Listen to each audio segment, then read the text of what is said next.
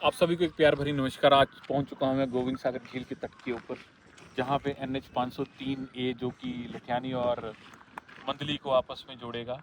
जो हिस्सा लगभग 1964 के दौर में लठियानी और मंदली का आपस में बिछड़ चुका था, एक बार फिर वो दोनों हिस्से कुटलैहड़ के एक होने जा रहे हैं। जहां पे मैं धन्यवाद करना चाहूँगा केंद्रीय सरकार का, जिन्होंने ये पुल जो है सेंक्शन किया। लगभग 613 करोड़ रुपए की लागत से ये पुल जो है यहाँ पे बनने के लिए जा रहा है। 800 करोड़ रुपया जो है वो गवर्नमेंट की तरफ से इस पुल के लिए सेंक्शन हुआ है।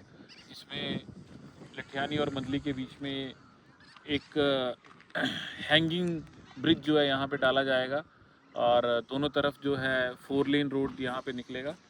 अभी मैं आपको इसके दृश्य दिखाऊंगा, जिसमें आप देखेंगे कि किस तरह से ये रोड जो है लठियानी और मंदली को जोड़ेगा।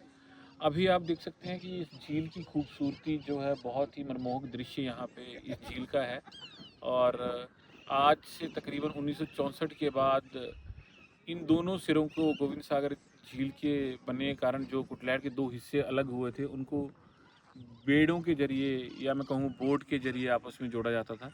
मैं रिक्वेस्ट करूँगा मंथन जी से कि कृपया करके, अभी अभी एक बोट यहाँ पे पहुँचा है जिससे काफ़ी सवारियाँ जो है यहाँ पे उतरी हैं, आप कृपया उनको दिखाएं। तो इस तरीके से लोग जो हैं मंदली से लठियानी की तरफ आया करते थे, लठियानी से मंदली की तरफ जाया करते थे। मगर अब लगभग 50 वर्षों से ज़्यादा समय के बाद ये दूरी जो है वो कम होने जा रही है। लगभग 40 किलोमीटर की ये दूरी जो है अब 4 किलोमीटर की रह जाएगी, जब लोग जो है लठियानी से मंदली अपनी साइकिल पे या घूमने के लिए, अपने रिश्तेदारों से, अपने भाई बहनों से मिलने के लिए जा सकते हैं। जिनको मिलने के लिए वो तकरीबन इंतज़ार करते थे 3-3 महीनों का, 4-4 महीनों का, कोई काम पड़ता था तब जाया करते थे। मगर अब वो दौर आने जाने वाला है जहाँ पे एक दूसरे से जो भी लोग हैं वो लगभग शाम सुबह गए तो दोपहर को वापस आ गए। आप तकरीबन 15 से 20 मिनट में उस दूरी को तय कर सकते हैं। मैं बताना चाहूँगा, अपनी खुद की बात करूँ, जब आज से 2008-9 के दौर में हम लोग क्रिकेट खेला करते थे, तो हमारा मैच मंदली में हुआ करता था। तो हम लोग वहाँ की ऑर्गेनाइजिंग कमेटी से रिक्वेस्ट करते थे कि आप हमारा मैच जो है वो 11 बजे का रखना, ताकि हमें 10 बजे का बोट मिल जाए। और आते समय 3:30 बजे की टाइमिंग हुआ करती थी, जिस वक्त बोट वहाँ से वापस आता था।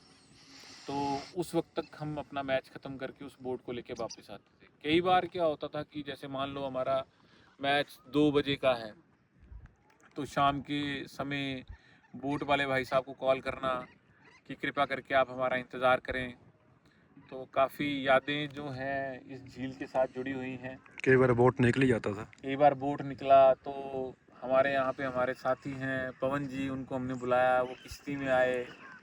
तो उस समय हालांकि फ़ोन या यूट्यूब का इतना दौर नहीं था, हम इतने यूट्यूब के साथ फैमिलियर नहीं थे, क्योंकि उस समय नेट पैक होता था 1 GB का, 1 महीने का लोग डलवाया करते थे। यूट्यूब नहीं, मात्र फेसबुक के लिए लोग नेट पैक को यूज़ करते थे।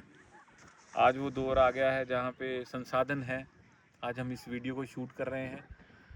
और मैं बताना चाहूँगा, इस झील की काफ़ी खासियत है। सर्दी के समय जब साइबेरिया में टेम्परेचर माइनस में चला जाता है, तो वहाँ से माइग्रेटरी बर्ड्स जो हैं लाखों की संख्या में इस झील के तट के ऊपर आते हैं। अभी कुछ समय से यहाँ पे खेती नहीं हो रही है, बट पहले ये जो आप ज़मीन देख रहे हैं जहाँ पे पानी जो है उतर जाया करता है सर्दी के मौसम में, वहाँ पे गेहूं की खेती होती थी। और किसान यहाँ पे अपने रहने के लिए छोटा सा रहन बसेरा भी बनाते थे, क्योंकि वो माइग्रेटरी बर्ड्स जो हैं वो उनकी गेहूं को खाते थे। तो यहाँ पे मैंने खुद अपनी आंखों से देखा है कि लाखों की संख्या में, हज़ारों की संख्या में वो माइग्रेटरी बर्ड्स, कुछ सफ़ेद रंग के बगुले, कुछ फ्लेमिंगो। कांजू हम लोग अपनी भाषा में बोलते हैं, मैं साइंटिफिक नेम तो नहीं जानता। तो एक फ्लेमिंगो। मुर्गाबी करके एक बर्ड होता है, वो काफ़ी ज़्यादा संख्या में वो बर्ड जो हैं वो यहाँ पे मैंने खुद अपनी आंखों से देखे हैं। आज अभी थोड़ी देर में मैं आपको दिखाऊंगा कि पुल का काम जो है काफ़ी ज़ोरों शोरों से शुरू हो चुका है। मैं रिक्वेस्ट करूंगा मंथन जी से कि दिखाएं। सामने का हिस्सा आपको दिख रहा होगा कि दोनों छोरों के ऊपर सफ़ेदे के पेड़ जो खड़े हुए हैं और बीच में से कुछ हिस्सा खाली है।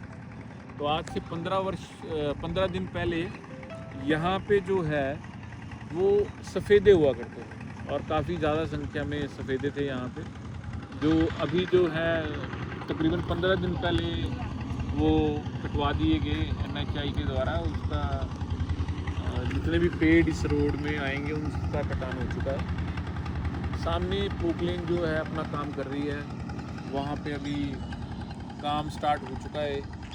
लोग काफ़ी संख्या में इस रोड के काम को देखने के लिए आ रहे हैं। दिन भर यहाँ पे काफ़ी लोगों का जमावड़ा जो है इस जगह पे लगा रहता है। अभी हमारे पीछे से देखिए, आप देख सकते हैं कि लोग बोट में बैठ के अपने गांव को जा रहे हैं। तो ये सिलसिला जो है तकरीबन 50 सालों से ज़्यादा का समय हो गया इसी तरह से यहाँ पे चलता आ रहा है। और कहा जाता है कि वक्त लौट के फिर आता है। मैं इस बात पे आऊँगा कि वक्त लौट के फिर आता है। ये जो सड़क आप देख रहे हैं जो बनने जा रही है, 1964 से पहले जब यहाँ पे डैम नहीं हुआ करता था तो यहाँ पे कुछ अंश हैं पुरानी सड़क के। मैं सामने रिक्वेस्ट करूँगा, जहाँ पे वो आपको किश्तियाँ दिख रही हैं, ये जब पानी यहाँ से उतर जाएगा तो इसी रूप से घूम के ये सड़क जो है यहाँ से होते हुए, जब यहाँ पे डैम नहीं था तो वो पार जो सिरा है उस तरफ वो सफ़ेदे के वृक्ष आपको धुंधले धुंधले दिख रहे होंगे, वहाँ पे जाके ये सड़क मिलती थी और लोगों का ऊना जाने का यही एक रास्ता था। ये तकरीबन बात है 1964 के पहले की।